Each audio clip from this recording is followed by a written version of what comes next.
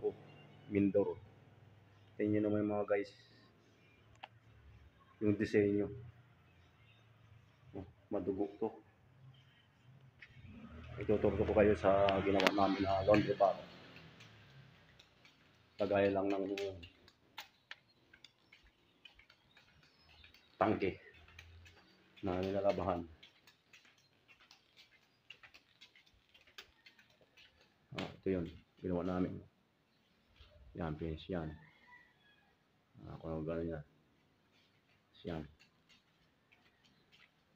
Yan, pakyat. Dito po yung tangke na ginawa namin. Yung ginawa namin, ginawang sampay lang. Diba? Yung butahan ko yan. Inibala ko ng kulay. Kasi itong sink na ito, dito dati yan. Gusto yan, nilipat ko dun. In-install ko, nakadikit na ito eh. Tapos nilipat ko din ito ng outlet.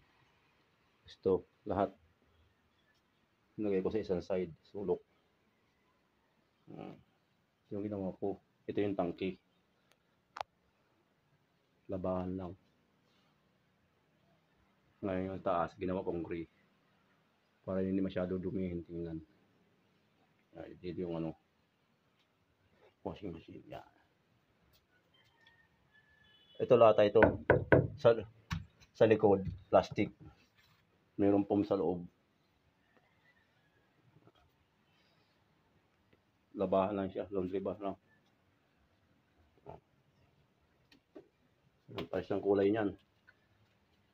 Automotive tsaka latex. Pero magkaparehas lang ng kulay.